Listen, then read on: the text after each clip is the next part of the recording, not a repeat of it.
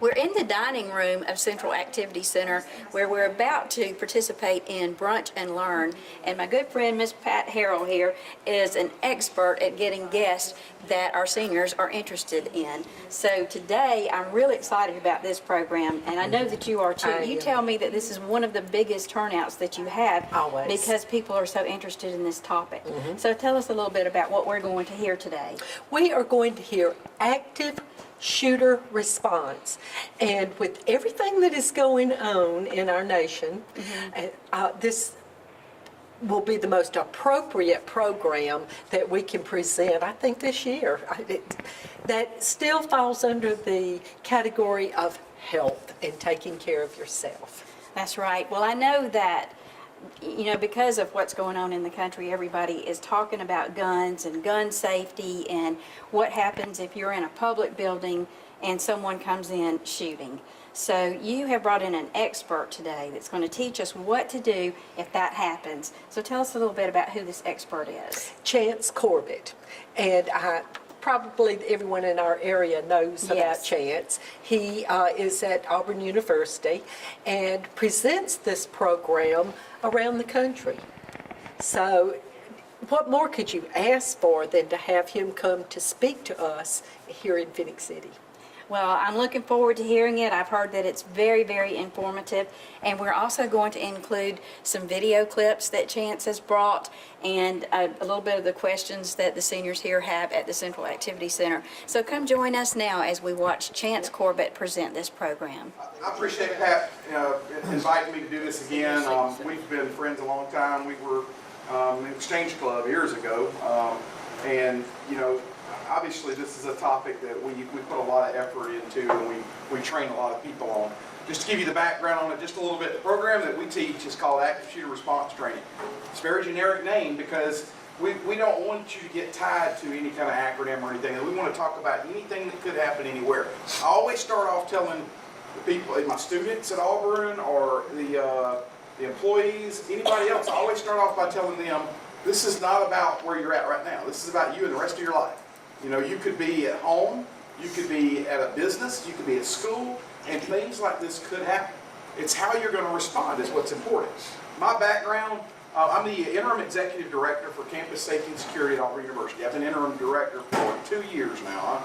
Maybe I'll be permanent one day, we'll see. I've been the associate director since 2007, so I've been there almost, or a little over 10 years now. Prior to that, I was the Homeland Security Director here in Russell County. I was that for almost 7 years. Really enjoyed that. Auburn recruited me, and I went up there and started a program for them. In our department, back in 2008, I started going around the state teaching law enforcement officers a best practices course on how to respond to incidents of, you know, active shooter. And in fact, I actually taught several classes here in Phoenix City and Russell County and Auburn and Opelika and all over the state of Alabama. My background, right out of high school, I went and started working for the sheriff's office here in Russell County. That's where I grew up at. I went up through, I made patrol sergeant, started on the SWAT team as a team medic for a couple of years, and for 3 years I actually led the SWAT team. So we talk about those experiences in being a police officer and a deputy and SWAT and the events of the real world. We talk about all of those as we start this program. So I'm going to tell you, I'll warn you right now, she told me I got to be finished by 11. I could talk on this till 3 o'clock this afternoon and not even take a breath, okay? Because I really do it a lot. I've been teaching this class. I mentioned I was going around the state teaching active shooter classes to law enforcement.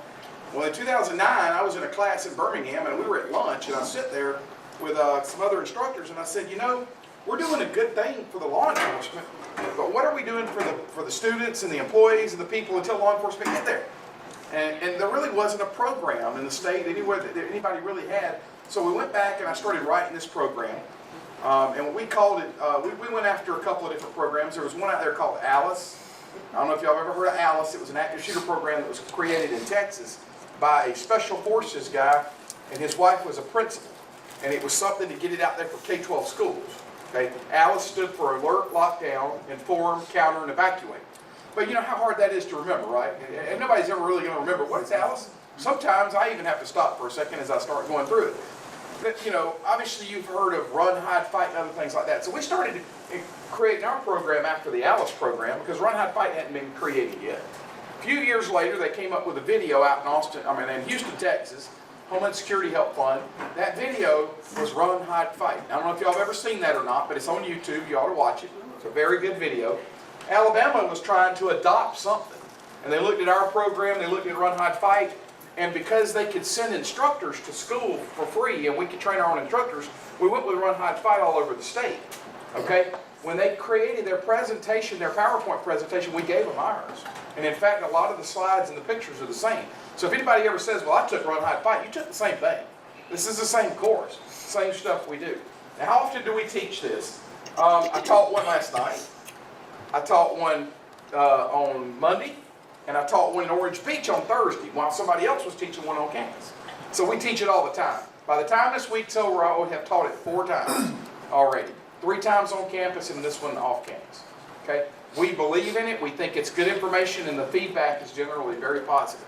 The smallest class I've ever taught, 4 or 5 people. The largest class I've ever taught, I taught 1,500 people in the Auburn Arena. Okay? And I wish I could fill every venue up and teach it to everybody. Because you're going to hear in a few minutes why I feel that way and why I feel so strong that that is the right way for us to do that.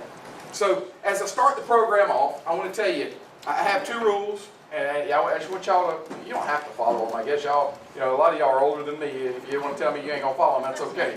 But I'm going to throw a couple rules out there. One is just keep an open mind, okay? If I say something and you go, well, that's crazy, just hold on, because I'm going to come and tell you why, okay? And 2 is, I may ask questions, and if I ask questions, you know the answer, just shout it out, okay? Just shout it out. If you don't know, guess, okay? Because I like guessing too. It really keeps me engaged too. So as we get into this program, I think it's important to keep in mind the way the police respond. And I'll tell you something about your police here and your sheriff's office. I respect your police chief a lot. Me and Ray have been friends a long time. You've got a very good organization. I came up through emergency management and homeland security here, but even before that I was with the sheriff's office. I think you have some of the best around, no doubt in my mind. They're highly trained and very capable. In fact, I texted the chief this morning and said, hey, I'll teach this class if one of you guys want to pop in. So one of them may pop in a few minutes. If they do, they're not here to get me, okay? They're here to listen to the class and answer your questions in the end, okay? So we talk about how the police responded.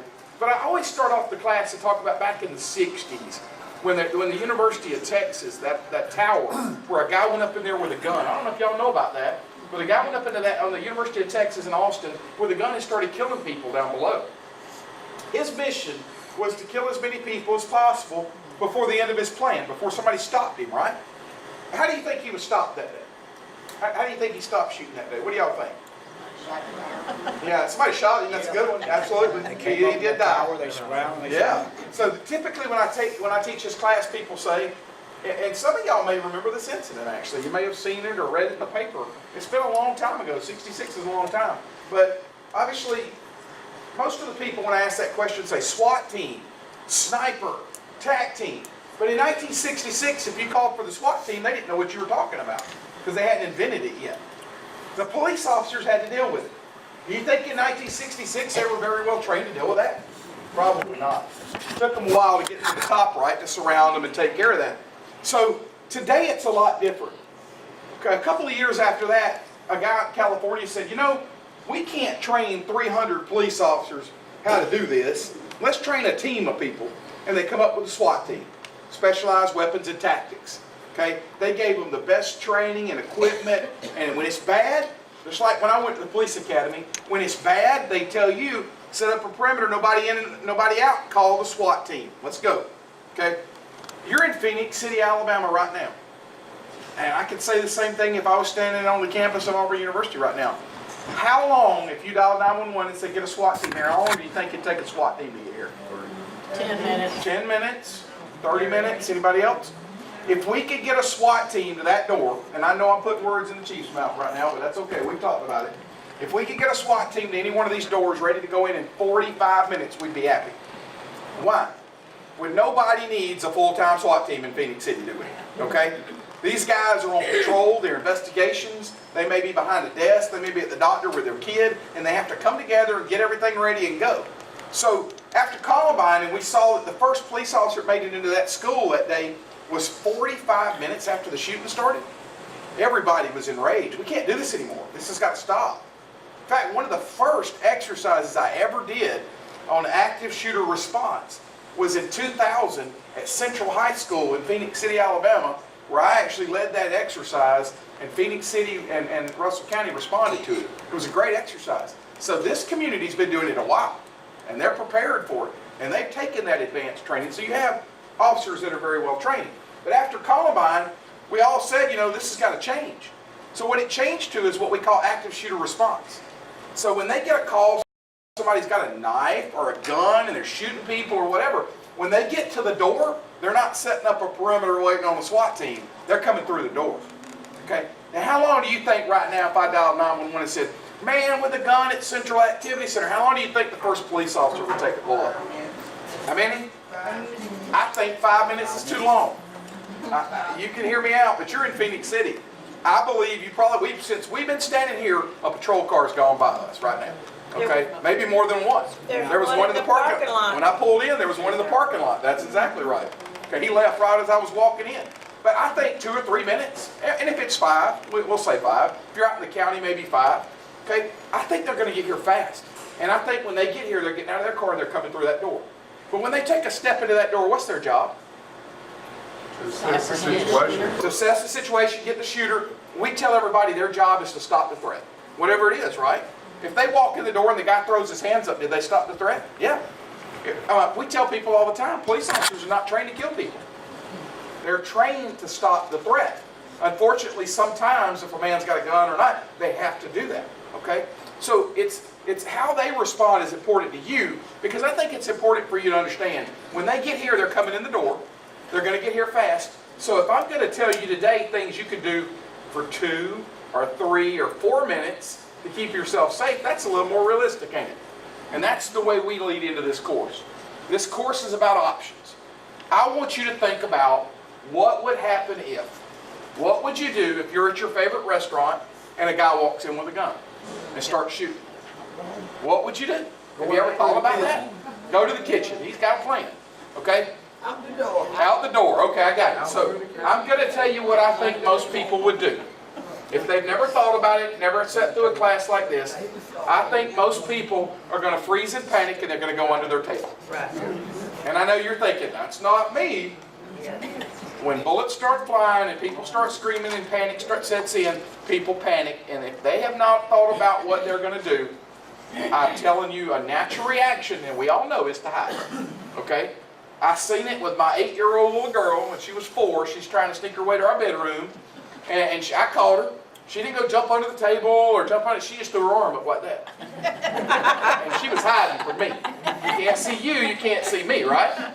So we've got to do better than that. Because you simply dropping to the floor in this room and hiding behind the chairs that are in front of you is not enough, is it? Because if I want to walk in this room, I'm going to see every one of you as soon as I walk in the door. One of the demonstrations I do, we focus on lockdowns. And the lockdowns for the school system since 1999, and not every school system, because a lot of school systems didn't do them until more recently. After Sandy Hook, y'all remember Sandy Hook 2012? Mm-hmm. Sandy Hook sparked the state of Alabama to require mandatory lockdown drills in schools. Before that, it was if the school wanted to. Now it's twice a year. You know how often we do a fire alarm drill in a school? Once a month. We're going to catch up, okay? We need our kids to be prepared. We need our teachers to be prepared and know exactly what to do. My kids go to a school, y'all know Glenwood? My kids go to school there because my wife teaches there. That school is probably the most training school in Phoenix City, because I taught that school many times. I'm teaching them again at the end of the month, okay? And I think it's important that we keep teaching people and telling people what it is. When we teach schools, we tell them, if they ask us, you know, obviously we're not going to go force them or tell them you got to do this. There's no reason we would do that. But if they call us and say, well, how do you feel about teaching kids? I'm going to tell them my opinion, based on what I learned in the Alice program that was teaching all over the country, is middle school and above, you ought to train them to a certain level. Because you may think that the kids can't do anything, but if you're in middle school, let's say you're in 8th grade, and you got the star junior varsity pitcher in your school, can he throw something at somebody? Can he get out the door on his own and run or jump out a window? Absolutely. Do you want to take a chance that he just jumps under a table? Not me. My 12-year-old kid sat through this class with me. I taught at Epworth Church a few months ago. I taught this class. My kid sat on the front row, 12 years old. Okay, I've taught their school a lot. He sat there with his jaw open because I'm teaching this class. That was a 2-hour class. I taught it. He sat there through every bit of it. I was a little worried about how he was going to react to it. We get in the truck. You know, the first thing he says to me, "Dad, why aren't you teaching that to my class?" That's important to me because I think these kids want to know, what do I do if it happens? So what do you do if it happens? I talk about the lockdown in the schools because when I get to Auburn, all these freshmen and people in our schools are typically coming from K-12 and they've been in these lockdown situations. And a lot of the schools will do a simple cut the lights off, lock the door if they can, and hide all the kids in the corner. How many of y'all ever seen that before? Okay, it happens, I promise you. That's up to a normal lockdown. So why do you think they cut the lights off? We know why they lock the door. Why do you think they cut the lights off and hide in the corner? We want them to think when they come by the door, nobody home, right? They're all gone somewhere. The problem is what we've seen is our active shooters are people that know the lockdown drills. They're students, people that have been, like at Columbine, 2 students, they knew what the lockdown drill was. Sandy Hook, that kid knew his mom taught there, right? They know the lockdown drills. So maybe that's not enough. So what I do, and I'm not going to do it to y'all, so y'all don't panic, okay? I always bring a bag in here with me when I do this training. I bring this bag with me, and I always tell people, I get somebody and they stand up here and I go, "I want you to be the teacher today. And you tell the class what to do. I'm going to be the bad guy, and I'm going to walk out the door." And I say, "You tell the people what to do." And I look at everybody and I say, "You got to do whatever your teacher tells you to do." Oh, and by the way, all they can do is hide. Okay? And I tell everybody in that classroom, all you can do is hide. Don't throw anything at me. Don't tackle me. Believe me, all that's happened before, okay? I had somebody pull a knife on me one time, in this class. So I tell everybody, all you can do is hide. Find anywhere in the room. You can't leave the room, you just hide. So I walk out the door, and as I'm going out the door, I tell them, I said, "Now, all you can do is hide, so don't try to cheat." And then I actually pull out of my bag, and I said, "I'll be right back to see you in just a second." And I come through that door, and I'm going to tell you, they're all in there joking and kidding around, and you can hear them yik-yik-yakking and all of that. And I'm standing right outside that door, and I'll just hit the door. Boom! And it's dead silent. Everybody gets serious then. Okay, and you walk in the door, and the tables are shaking because they're under the tables hiding, or behind the curtain, and the curtain's shaking. And I walk through, and I'll catch somebody under the table in a tornado position because they're panicking, and I just hit the table. And can you imagine the feeling of that? Or I'll walk up to them and tap them on the shoulder and go, "Hey," and I'll throw the tennis ball. I won't hurt them with the tennis balls. It's the idea of, "Hey, I see you. I see where you're at. Hiding may not be enough." When I get back into the room, they're all kind of giggling a little bit. I said, I did all that for one reason. How did it feel? And they say things like horrible, helpless, sit and duck. My instructor made me do that in instructor school, where I was hiding under a student's desk. Now, you can imagine how that looked with me hiding under a student's desk, okay? Sticking out in every corner. He walks in with an airsoft BB gun. Those things are not soft, by the way, okay? I don't know why they call them soft at all. He shot me in the arm from 6 inches away, and the blood started going down my arm because it actually pierced my skin. I get back in the room, and I am mad at this point. He said, "How'd that feel?" I said, "Man, give me that little gun right there. I'm going to show you how it feels." Okay, no, he said, "Seriously, what are you thinking right now, Chance?" I said, "I'm going to tell you what I'm thinking. That ain't happening again." And that's why we do that drill. Is to let you know how silly it is to just jump down behind a chair and hide. When I can walk through that door, and as soon as I walk in the door, I see you hiding behind that chair. Have you done anything? No, not really. So how do we beat this? How do we go through this? I showed 2 videos in my class. And remember, now this is a 2-hour class, so I can't really do all that today in an hour session. I showed 2 videos in my class about Virginia Tech, one of the most horrific events that happened, one that, and obviously in a higher education setting, that means a lot to us as well, how they responded and reacted. In that situation, I showed 3 videos. The first video I show of this kid standing there with a sling on, the morning after the shooting. And he talks about how we were in class, and we heard some noises that sounded like hammers and construction noise. And all of a sudden, a guy comes in and starts shooting. That was the gunshots they heard. But could you see yourself sitting in this room right here going, "Oh, somebody must be nailing a picture up. That can't be gunshots. Somebody would tell us, right?" Can you see yourself doing that? Because I can. Okay? That situation, when they realized the guy had the gun coming through the door, they all jumped under the tables and in the corner and all that. That man walked through there and shot everybody he wanted to shoot, reloaded his gun in the room, and started shooting more. Then he left. Then some of those kids decided, you know what, he might come back. And they got up and went to the door and barricaded the door with themselves and chairs and furniture. Okay? He came back. He shot into the door. The bullets didn't go through. He could not get back into that room. So you have to ask yourself, what would have happened if they'd have done that in the first place? When they first heard the gunshots, thinking it was construction. In the world that we live in today, you hear stuff like that. You need to be going, not, that must be construction. You need to be saying to yourself, could that be gunshots? That's the world we're in today, guys. You need to be prepared for stuff like that. Every second gives you better preparation for what's coming. Okay? The other video I show was a Holocaust survivor, professor at that same school that morning on the second floor, Norris Hall, who made a decision to tell all his kids to go out the window. He barricaded the door with his body while all the students went out the window. All of them survived. He got killed at the door. They shot and killed him. But if he'd have told those kids to hide under the table, what would have happened? All of them would have gotten shot or killed possibly, right? So it's how you prepare for that is important. The last video I showed is the same building, right down the hall, another classroom, where the first thing the kid says, he's standing there, he says, we heard noises that sounded like construction and hammers on concrete. Same thing the first video said. Different classroom. And the kid says, we heard somebody scream. And one of the girls in the class looked down the hallway and said, that guy's got a gun. So what did they do? They started hiding. I got behind the teacher's podium and I realized, oh man, he's just going to walk right in this door. So I grabbed some other folks and we got over there and we barricaded the door with furniture and ourselves. He came to the door, he shot into the door, it didn't go through. He tried to get through the door, they slammed it back shut on him. That's the only room on the second floor of Norris Hall at Virginia Tech that no one got injured or killed in. You see the difference in responding versus hiding behind a table or hiding under a chair? There's a huge difference in that, guys. What can we do to be safe? What can we do to better prepare? So I talk about every room I go to. And I'll tell you right now, I don't even have to look at the doors in this room. They open outward. I already know it. Okay? Can you lock them? I don't know. There may be a way to lock them with a key on the outside. It may be a situation where the city might even, think about maybe giving you locks on those doors where in a situation like that you can lock them. But even if you can't lock a door, because I run into a situation all the time where there's just no way to lock a door. The door don't lock, it's all glass, whatever it is, okay?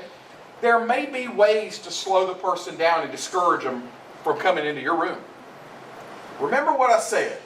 The police are going to be here in 2 minutes because you dialed 911.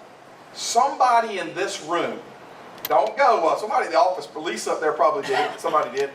What if Lisa was the first one they shot?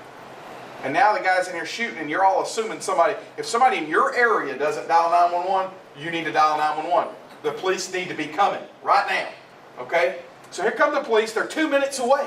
They're going to get here in 2 minutes. What can we do to survive this? Do we want to just say, oh, well, 2 minutes isn't bad. They'll get here and take care of it. If I had a gun in my hand right now, how many times could I pull the trigger on that gun in 2 minutes? More than there are you in here. We can't afford to give them 5 seconds. We need to be able to respond quickly to what's going on. Information is huge.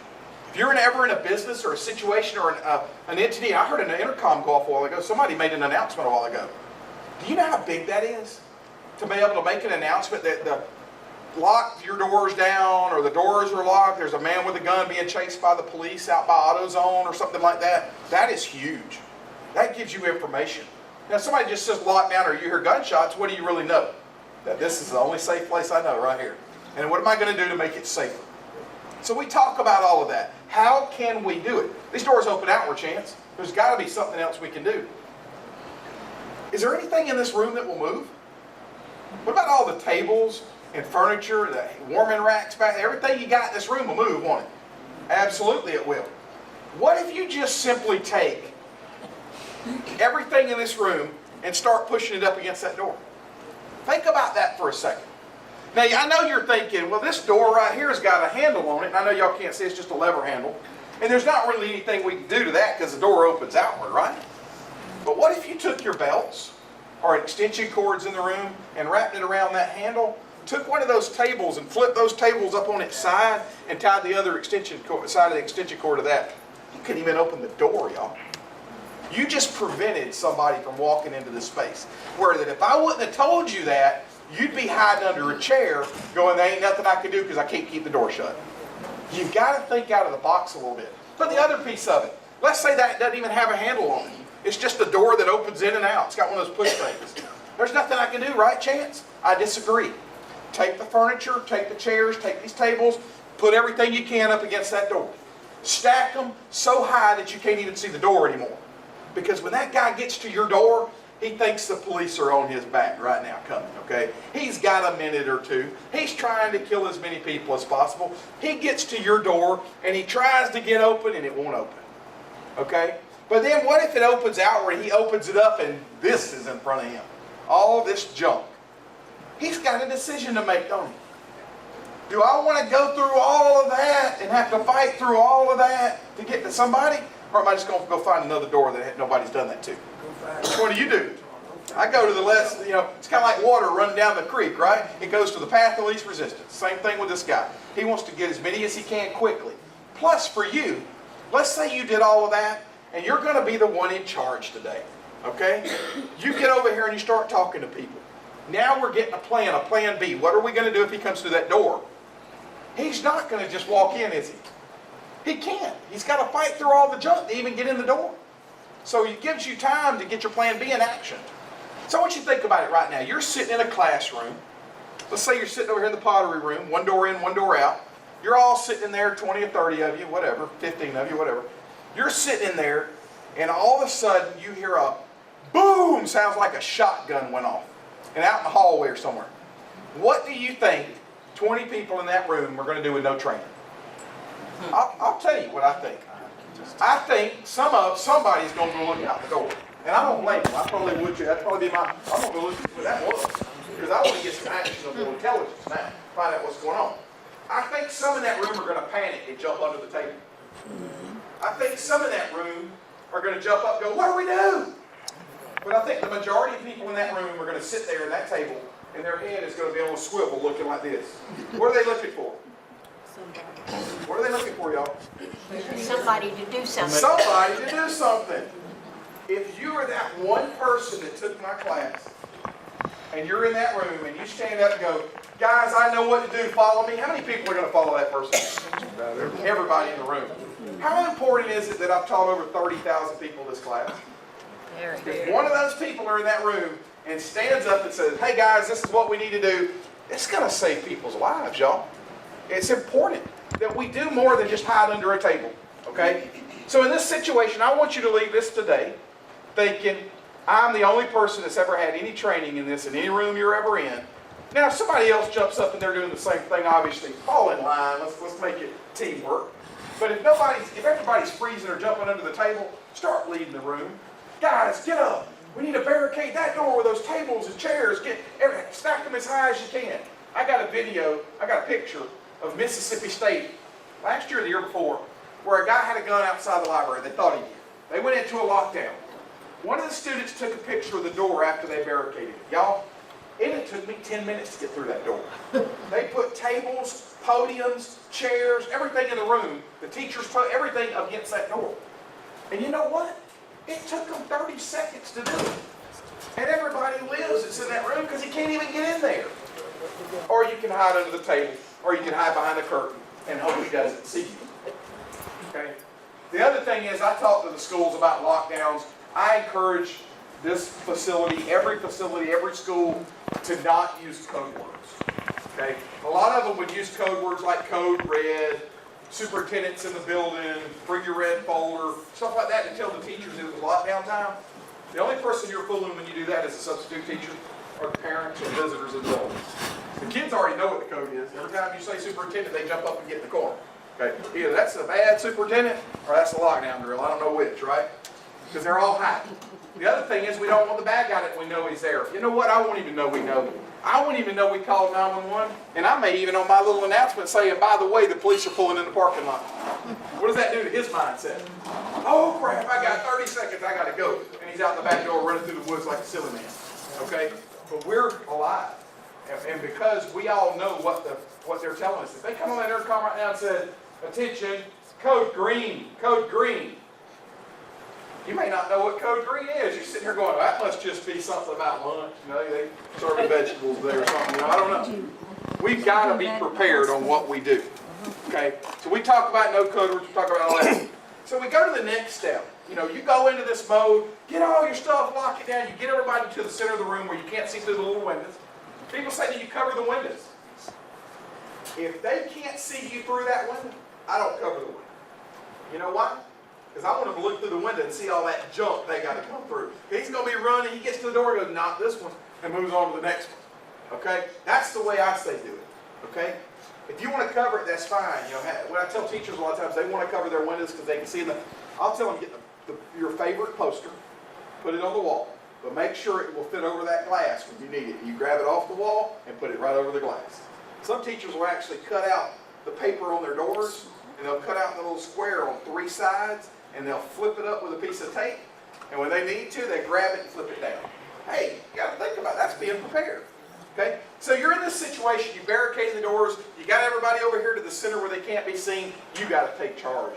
This is what we're doing. Remember what I told you a while ago, keep an open mind, right? I want you to keep an open mind when I tell you what I'm fixing to tell you. I want you to start gathering things. Book bags, purses, metal containers, Yeti cook, you know, whatever you got, glasses, things that are heavy. Ladies, I know y'all got stuff in those purses that'll hurt us. Okay? And you know where I'm going with this. And I know you're probably thinking right now, well, this guy's fixing to tell me to throw things at a guy with a gun. But yeah, I am. Does it make good sense? I think it will. Is it better to hide? I've already proven that one happened. It's not better just to hide. Now, you can hide as long as you got a plan B after that. Okay? The last thing is, what if he wants hostages, Chance? He's not coming in the door shooting y'all. He's trying to kill people. Hostage takers don't kill people, right? They want something out of it. Okay? So he comes through the door, or he tries to come through the door. We need to have a plan. So I'm going to talk real quick about the OODA loop. Anybody ever heard of the OODA loop? Okay? Anybody ever in the Air Force? It's Colonel Boyd in the Air Force come up with the idea of the OODA loop. He said, in order for me to take this little stress ball right here and throw it and hit one of y'all, I'm not going to. Okay? In order for me to do that, I have to observe, orient myself to where you're at, make a decision, and follow through with the action of doing it. So OODA, observe, orient, decide, and act. Okay? That makes pretty good sense, doesn't it? Okay? Man, I want you to be my volunteer. Okay? You want to be my volunteer? All right, come on up. Okay? I promise I won't hurt you. Go over there to that door right there. So what we're going to do is we're going to do the OODA loop, and I'm going to let you see it. He's going to throw that ball at me. And I want you to throw it right here. I'm going to try to catch it, okay? Good. All right. So what we're going to do, he's cheating right now because he's cheating on the OO, right? He's already observed and oriented. He knows exactly where I'm at. All he's got to do is decide and act, right? So we're gonna slow his OODA loop down. The guy's coming through the door, so just turn around for me. You ain't got to go through the door. You ain't got to go through the door. So just turn around, look at the wall. Okay? When I tell you, don't look at me through the window now. I know you're looking at a reflection. I'm watching him shoot pool. So look at the corner right there, corner of the back. There you go. So he's looking at that. He has no idea where I'm at, what I'm doing, when I'm going to say anything, what I'm going to do, right? Has no clue. All he's waiting on me to say is that I'm going to tell you, when I tell you to do it, I'm going to say now. And I'm going to say it loud, okay? Well, he's just listening for that word. I may be sitting down out here in the second row with y'all. He's got to find me. He's got to observe and orient now. So that wasn't bad. He come around, found me, and boom, OODA loop, right? So let's do it again. I'm going to move around a little bit. So again, he doesn't know where I'm at, where I'm going to be, if I'm even in the room with him, or if I'm going to be in the same area. He has no clue. All he knows is he's waiting on me to say that word. Now, look out, man!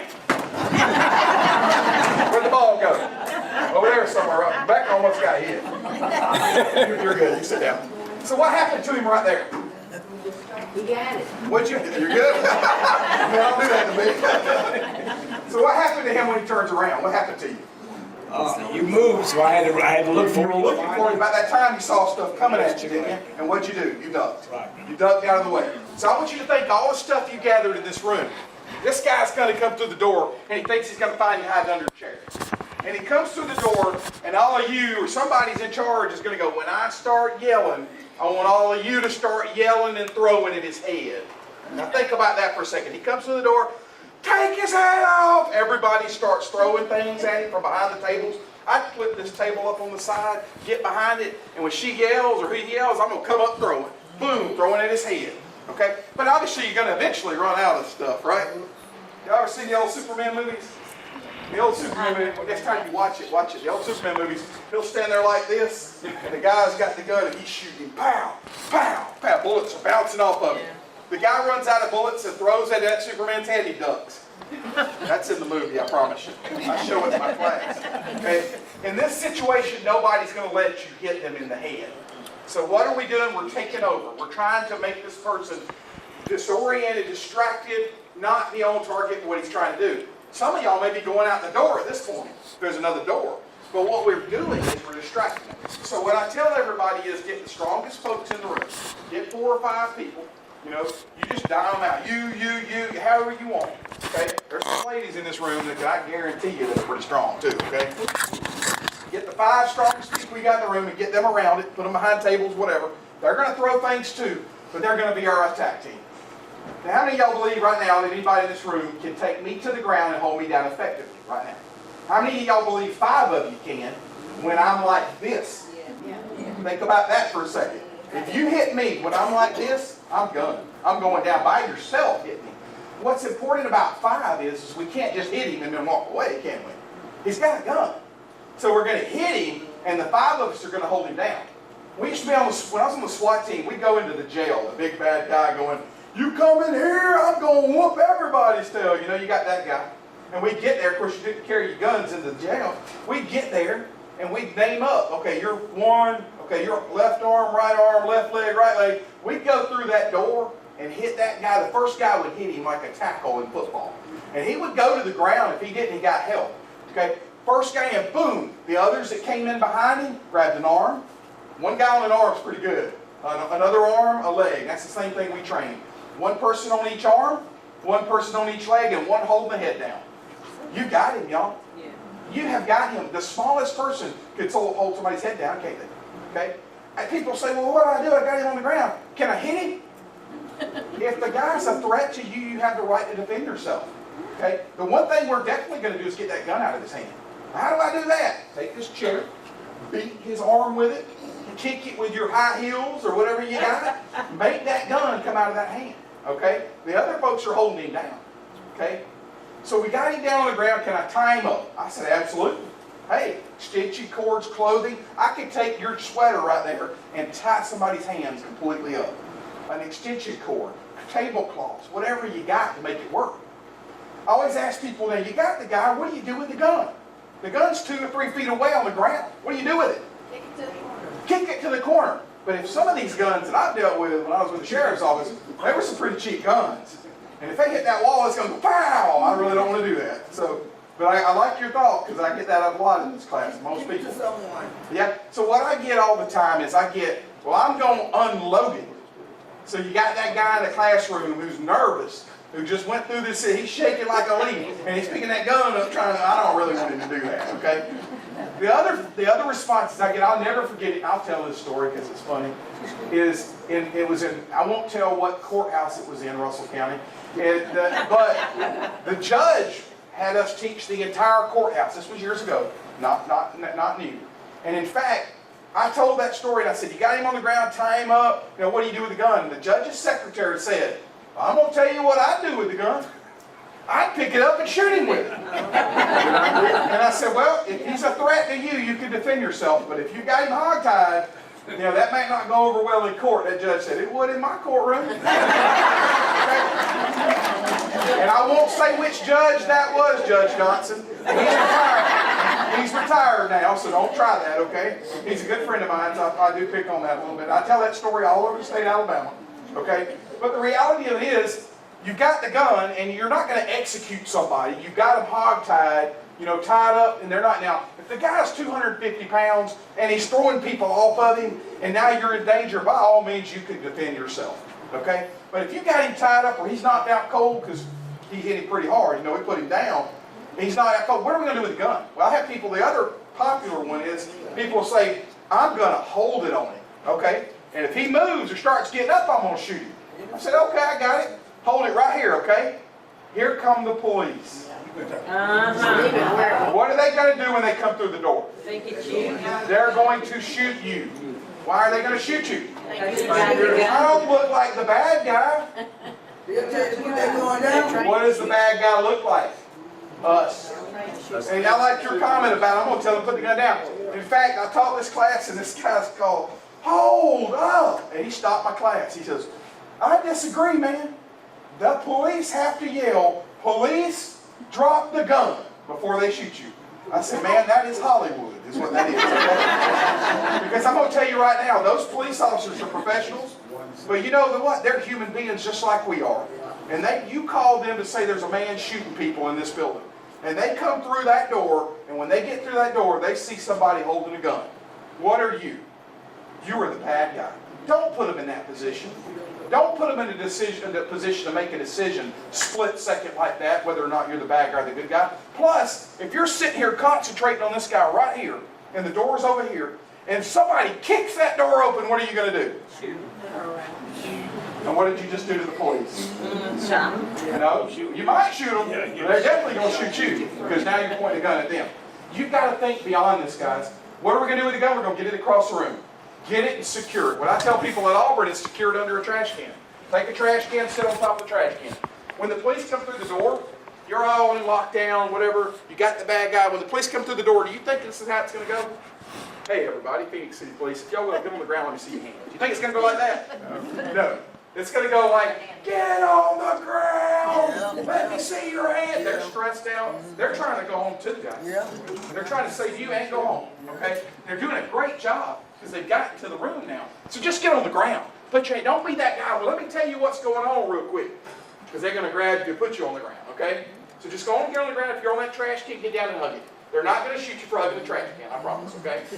Okay? So the police come in and they take care of it. But what if we're going to leave that room? What if before the police got there we needed to leave? There's only one reason that I would say we're going to leave before the police got there. Anybody want to guess what that is? Use the bathroom. I won't tell you a trash can. But the only reason I would tell you would want to leave before the police, because they're going to be there in a minute, okay, is if I smelled smoke or there was fire. For some reason, it's pushing me out of this room. I'm not staying. Okay, I'm leaving the bad guy in there, but I ain't staying, okay? I'm getting out of there. So in that case, you're the leader. And you got to tell everybody get to the door. We're not leaving the gun either, are we? We're going to put it in the trash can and hold it. We get to the door, and you need to take charge. There's two things you need to do before you go out that door. Don't want to run out over that gun again, absolutely. But two things even better. What I want you to do, I want to show me what you would do with your hands before you went out that door. All right, guys, there you go. I've had people say hands up, hands out, hands behind your head, hands behind your back. I had one lady in my class said hands like that. I said, yeah, you've been there before. That's a hand position. Okay, well, I thought that's what you do when the police come. No, that's when you're getting arrested. Okay, but no, seriously. You got to do something with your hands. We tell police officers in training, hey, you look at a person you don't know, you look at the whole person and quickly find the hands. Why? That's what has the guns and the knives, right? They'll kill you with them hands. So police officers are human like us. When I walk in a room, what do I look at first? Your face. So take your hands, spread your fingers as far apart as you can, and put them right over your head. And what do you tell them when they look at you? I'm not a threat, man. I'm safe right here. And they don't even have to look for the hands, do they? They see the hands, okay? So we're going, everybody be quiet. Put your hands up like this. Be quiet. Okay, before I run out in that hallway, remember the police are coming down the hallway like this. Do I want to just run out in the hallway? Not me.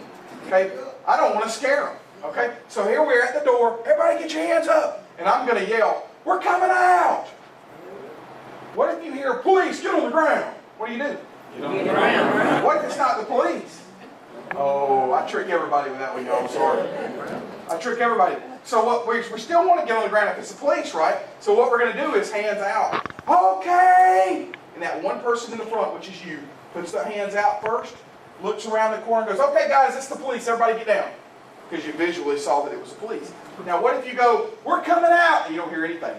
We're going, aren't we? Well, he's not going to tell you put your hands up until you see me. Absolutely. That's a good point. We'll talk about that too in the next hallway. Also, here? No, okay, on the floor. Oh, awesome. That's great. Glad he's doing that. I wish I was still doing it every day. So here we are. We're ready to go out of the car. We're coming out. Nobody says anything.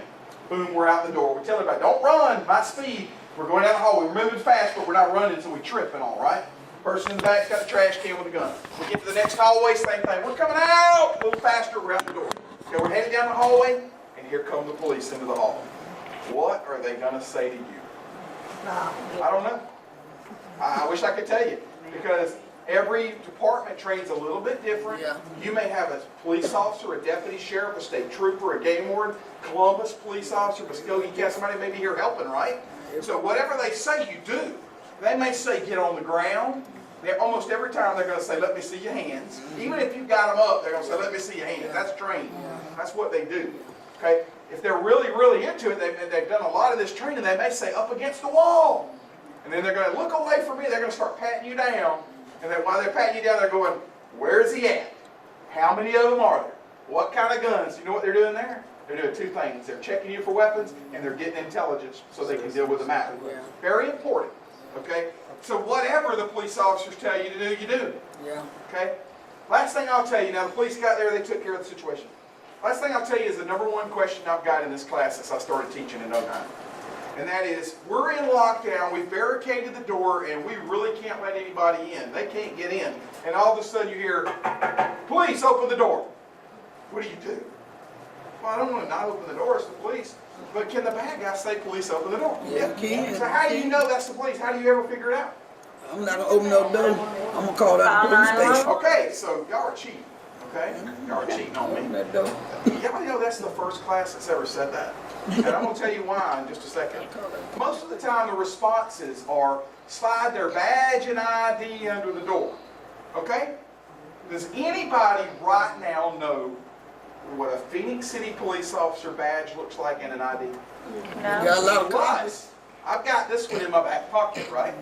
If you knock me over the head with that chair and you take that and you now have everything you need, that in Sandy Hook they ask them to slide it under the door.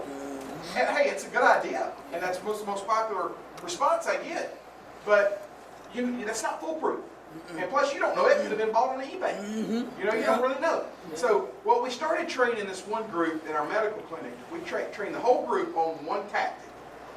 And we forgot to tell the police. And we had an exercise where they locked down, and we forgot to tell the police what the response was. Okay, and it wasn't a bad thing, but we just forgot. So they're all in lockdown, they're going through the bathroom, they get to one door, and I'm filming. I got a vest on, I'm walking around with a video camera filming, and I see 3 police officers on one door, and they cannot get in this door, y'all. She is barricaded good, okay, with a table. And the officer looks at me and goes, Chance, what do we do now? And I went, I'm not here, man, I'm filming. And he goes, get the pry bar. I went, hold up, you know, don't mess the door up. Is that what you do? Yeah, we pry it open up. And about that time, you heard this lady on the inside say, well, I tell you what I'd do if this was real. And he said, what would you do? I'd dial 911 and ask them if you're real. And that was what we had trained them to do. That officer said, do it then. And she did. She picked up her phone, 911. The officer picks his radio up because he knows it's coming. All our units at the medical clinic, go ahead. Are you outside room 186, medical storage? That's 10 floor, and the door opened up, y'all. That officer liked that so much that every door he came to, he couldn't get into, he was yelling, dial 911 and ask him if I'm real. It was hilarious. Yes, ma'am. I would dial 911 and ask them who is the man, who are the police coming out here, what is his name? Absolutely. What is his name? Absolutely. That's Officer Smith, or that's Officer Jones. His badge number's this. They can give you all of that. Yeah. Because the reality of it is, that's the only way I'm going to be, you know, I used to tell people all the time in this class, well, that's the police, they'll get in somehow, let them get in. Let them figure it out. But some of these people barricade good. And if you really barricade up good, they're going to be cutting the hinges off the door to get in the door before they get to you. Okay? So we gave them a foolproof method. I don't want you to all dial 911 and go, are the police in the building? They're there, y'all. But when they get to your door and you're thinking about opening it up, if it's 2 minutes into it, it ain't the police. If it's 5, 10, 15 minutes, it's probably the police, but we're not sure. Okay? Because the police job, what they'll do is after they get the bad guy or think they have or he's left, they're going to search room to room to make sure there's not another one or none of y'all are hurt. Okay? Yes, Like ma'am. you say, you got to have a lead. If you got a lead, they follow that lead, and everything will go straight. Absolutely. Everything goes straight. If somebody in this room has to stand Everybody up can't be no and say, leader. follow me. Now, I'm going to tell you, I'm the personality, I'm a leader. I want to be in charge all the time, okay? Ask any of my employees, they'll tell you that, okay? Maybe that's a bad thing. No, it's not. But if there's 2 of us, let's say this guy right here, he's a leader. Man, let's say he was a general and he is gonna leave this room, I'm smart enough to go, what you need me to help you with?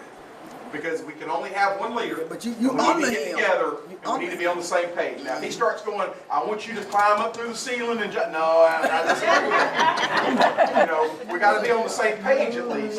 But me and him can step over here and let's, okay, this is what I'm thinking. You agree? Yeah, let's do it. Boom. And we got one person in charge. Yes, ma'am. Like in Phoenix City, we have what, 2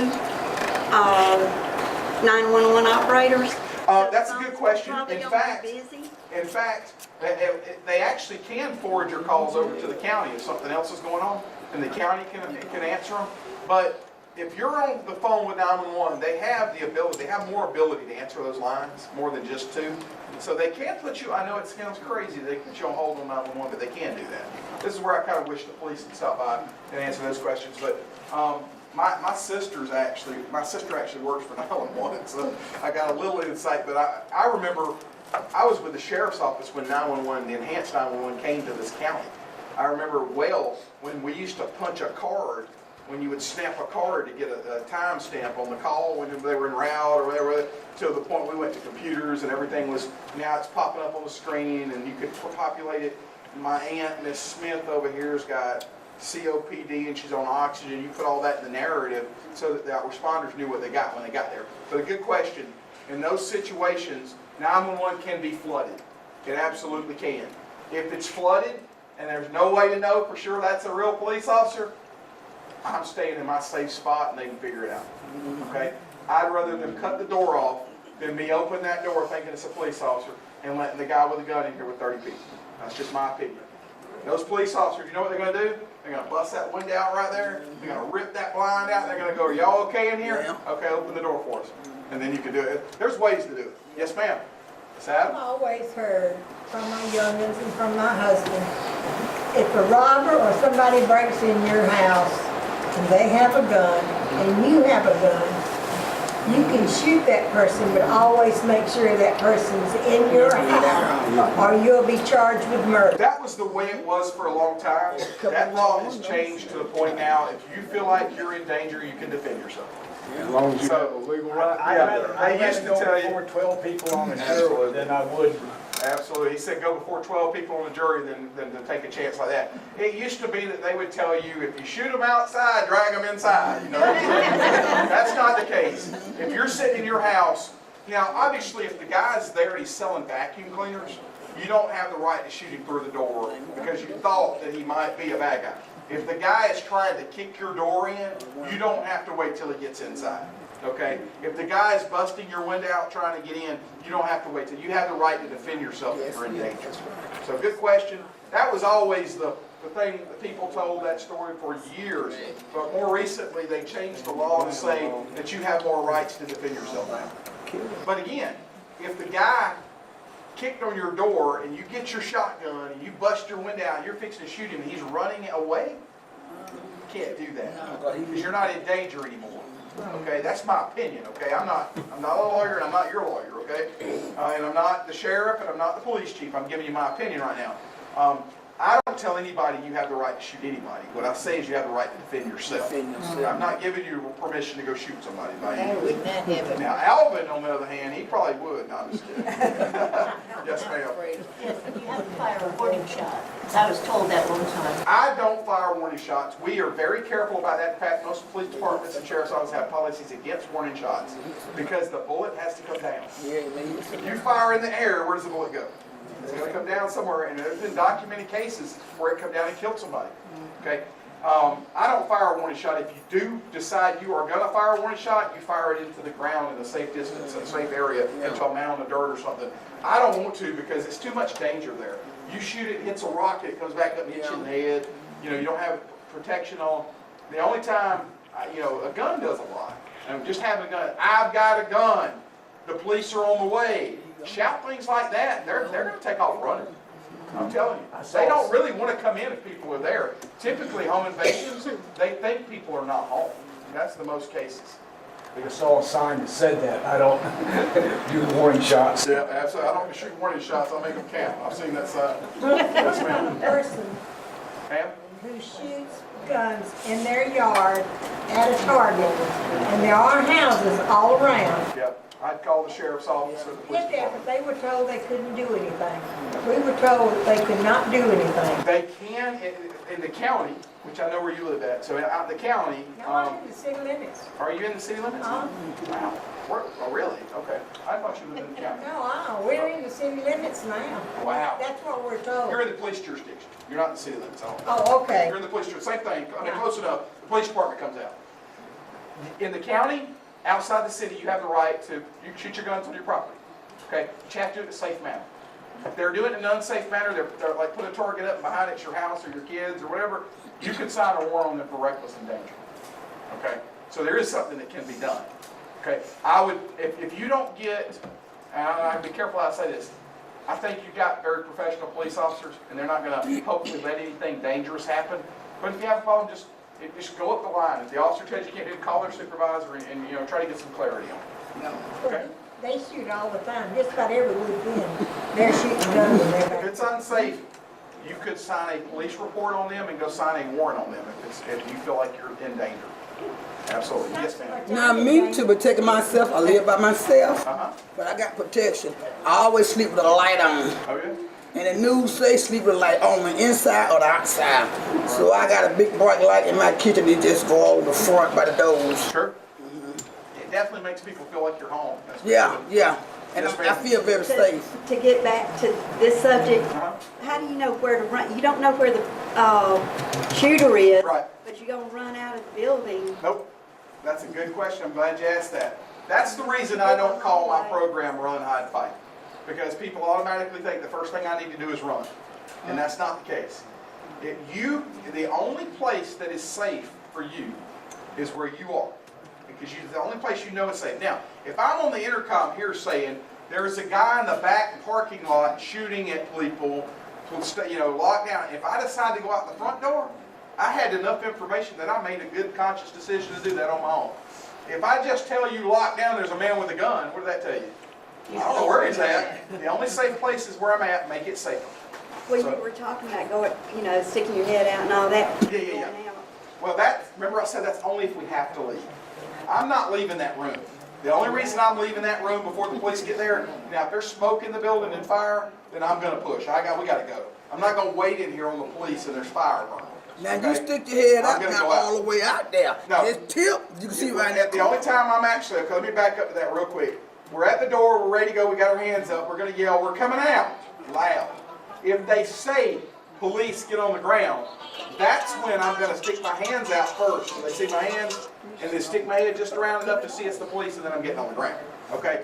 If it's not that, if it's a situation where I go, we're coming out, and you don't hear anything, we're going out. We're still gonna go kind of slow around that corner, and then we're gonna go down the hallway and go. But the only reason I would leave a locked area that you've locked down and you're safe in, even if you got the bad guy, the only reason I'm leaving is if there's smoke or fire or something's pushing you out of that room, that it's no longer safe to be in that room. Okay? All right? Anybody else questions? All right, I think I'm right at the time, Emma. You're perfect. Dead on. All right. Again, most of the time I teach this class is an hour and a half, 2 hours. I've taught this class for 3 hours before. I could teach the entire day on it because a lot of questions and a lot of good questions. Things I want to tell you. You have a very good police department here, and if you're out in the county, you have a very good sheriff's office. Obviously, the sheriff's office is in the city too, but your primary response is the police, okay? If you ever have a question, please do not think you're wasting their time. Call them and talk to them, okay? They are there for you. You pay taxes, and like I said, you've got professional leaders in the city and the county that are going to do the right thing for you, okay? I promise you, if you call the police chief, he's not going to go, I don't have time to talk to you. If you call the sheriff, he's not going to say, I don't have time to talk to you. Call them, reach out to them. I would not even be afraid, and I don't want to inundate the police chief, he might get mad at me.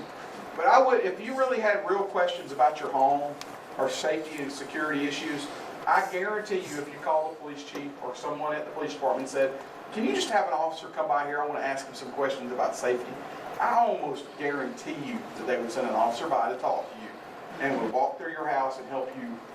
This is some tips you could do to be safe. There's no doubt in my mind they would. Okay? You got to utilize it. A lot of people are afraid to dial 911. And I get it all the time. Well, I don't want to be the one that does that. Why? Well, I might be wrong. If you think it's an emergency, If he dropped right now, don't go, well, I'm gonna see if he gets back up before I call 911. Dial 911 now. If he wakes back up, they're gonna get here, the officers are not gonna walk in and go, why'd you dial 911? They're gonna go in and go, thank you for dialing 911. We're glad he's okay. Call us if you need us. Those officers are riding around in their car, y'all. They want to call, okay?